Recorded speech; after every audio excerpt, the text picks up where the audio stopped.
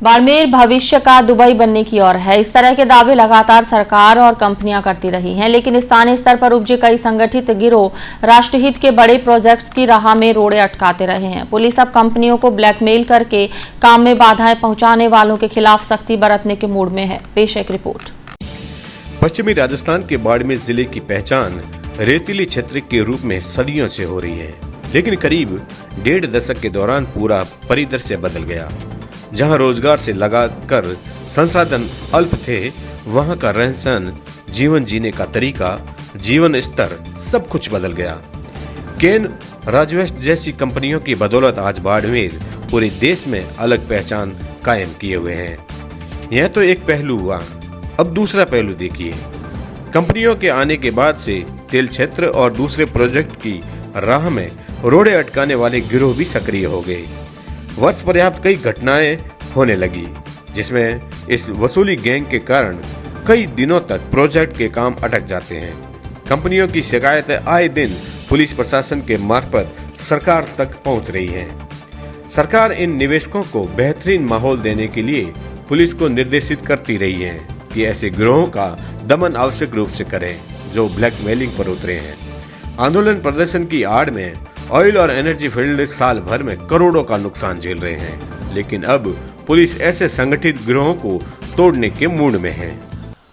बाड़मेर प्रगति की राह पर लगातार अग्रसर है। पिछले 1 से 1.5 दशक के दौरान बाड़मेर पूरे विश्व क्षितिज पर छाया हुआ है, लेकिन कई बार ऐसी स्थितियां बनती है कि यहाँ पर आंदोलनों की वजह से, विरोध प्रदर्शनों की वजह से काम रुक जाते हैं और बड़े बड़े प्रोजेक्ट्स लाखों करोड़ों रुपए रोज़ का लॉस लेते हैं। बाड़मेर पुलिस ऐसी घटनाओं से कैसे निपटती है, बाड़मेर के अतिरिक्त पुलिस अधीक्षक नरपत सिंह जी से बात करेंगे। सर, कई बार आपके सामने इस तरह की बातें आती हैं कि फला जगह पे जो प्रोजेक्ट चल रहा है वहाँ पर आंदोलन हो गया। ऐसे जब मसले आपके सामने आते हैं, कैसे निपटते हैं आप?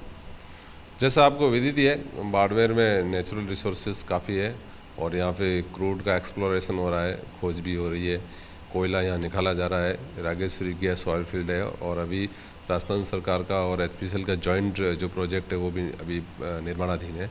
तो सामान्यतः हमारे पास कई बार ग्रामीणों की और लोगों की शिकायत आती है और कंपनी वाले भी शिकायत करते हैं कि कुछ लोग काम के बहाने कंपनी पर दबाव बनाने का प्रयास करते हैं। इस संबंध में ये कहना चाहूँगा कि जो भी लोकल वेंडर्स है, लोकल कंपनी है, उनका हमेशा पहला प्रयास ये रहता है कि वो स्थानीय लोगों को ही रोज़गार दे। जैसा उनके लायक रोज़गार है, जैसा वो काम कर सकते हैं, वैसा काम वो देने का प्रयास भी करते हैं। लेकिन कई बार कंपनी की और वेंडर की ये लिमिटेशंस भी होती है कि वो उनको जो कुछ टेक्निकल एक्सपर्टाइज चाहिए या जिस तरह का काम आपको सौंपा जाएगा वो काम करने के लिए आपके पास फाइनेंशियल स्ट्रेंथ चाहिए, आपके पास मैन पावर चाहिए और आपकी क्रेडिट चाहिए। ये तीनों चीज़ें होगी तो आपको वेंडर का काम भी मिल सकता है, लेकिन सामान्यतः लोग चाहते हैं कि हम वेंडर का काम ले लें। वो काम प्राइमरी कई बार मुश्किल होता है, लेकिन हमारा ये प्रयास होता है ऐसी कोई भी शिकायत आती है तो हम समझाइश से प्रयास करते हैं और ज़्यादातर मामलों में आपस में समझाइश से मामला सलट भी जाता है।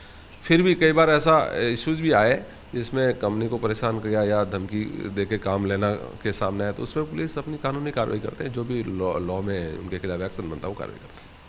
कुछ लोग ऐसे लोगों को जो ग्रामीण लैंड यूज़र है या वहाँ के जो लोकल लोग हैं उनको उकसाने का काम भी करते हैं, तो क्या ऐसे लोगों का भी चिन्हीकरण करके पुलिस उनके विरुद्ध कार्रवाई करती? जैसा आप जानते हैं, जो भी लैंड लूजर है, तो चाहे ऑयल में हो या गैस फील्ड हो, लैंड लूजर को कंपनी अपने हिसाब से पहले एग्रीमेंट करती है और उनको जितना पर्याप्त जो नियमों में है वो सारा चीज़ें पहले से पैसा दे देती है। उसके अलावा भी जैसे कोई लैंड लूजर का छोटा मोटा कोई काम होता है तो वो एकोमोडेट करने का प्रयास कंपनी वाले भी करते हैं और स्थानीय स्तर पे उनकी बात सुनी भी जाती है। पुलिस की ओर से क्या अपील करना चाहेंगे कि किसी भी तरीके से बिना सोचे समझे बहकावे में न आए और इस तरीके से जो राष्ट्र हित के जो प्रोजेक्ट हैं उनमें बाधा न बने, रेवेन्यू लॉस ना हो, काम न रुके, पुलिस क्या अपील करती है? मेरा आपके मार्फत यही अपील है, क्योंकि ये सब लोग आपके ज़िले में काम कर रहे हैं, जो भी पैसा इन्वेस्ट कर रहे हैं वो आपके ज़िले में कर रहे हैं। जितना भी काम यहाँ ज़्यादा करेंगे तो वो सारा जो पैसा वो आपकी ज़िले की इकोनॉमी में मूवमेंट होता है, उससे इससे लोगों को रोज़गार भी मिलता है। तो इन कंपनी वालों को और जो इन्वेस्टर्स है उनको सुरक्षित माहौल देना हमारा सबका कर्तव्य बनता है। उसमें पुलिस का भी कर्तव्य बनता है, प्रशासन का भी बनता है और एज ए अपन सब लोगों का कर्तव्य बनता है कि वो यहाँ पर बिल्कुल निर्भय होके यहाँ पे काम करे और यहाँ की जो संसाधन है उनको एक्सप्लोर करे, जिससे यहाँ के लोगों को रोज़गार मिल सकते हैं, देश का रेवेन्यू भी इससे अफेक्ट होता है कई बार। Thank you. बाड़मेर के अतिरिक्त पुलिस अधीक्षक नरपत सिंह जी थे और सीधे तौर पर उन्होंने यही एक संदेश देने का प्रयास किया है कि इस तरह के प्रोजेक्ट्स को अगर आप सुरक्षा का माहौल देंगे तो ये लोकल स्तर पे जो लोग हैं उनके रोज़गार में बढ़ोतरी का भी बेहतरीन साधन बन सकता है। लेकिन ऐसे लोग जो ग्रामीणों को बहका कर आंदोलन की राह पर ले जाते हैं उनका चिन्हीकरण भी लगातार किया जा रहा है और अगर कोई इसमें दोषी पाया जाता है तो उनके खिलाफ कड़ी कार्रवाई भी की जाती है। सहयोगी राजू माली के साथ दुर्ग सिंह राजपुरोहित। दरअसल कुछ लोग रोजगार और अन्य लालच देकर स्थानीय युवाओं और कामगारों को उकसाने में लगे हैं, जिनका लक्ष्य आंदोलन की आड़ में कंपनियों से वसूली करना ही है। बाड़मेर का MPT, RJT, refinery, Rajwest project इन गिरोहों के निशाने पर रहता है, जहां ये कई बार बेवजह काम रोकने की कोशिशें करते रहे हैं। लेकिन सरकार ऐसे आंदोलन जीवियों के खिलाफ अब एक्शन के मूड में है। DC live bureau report.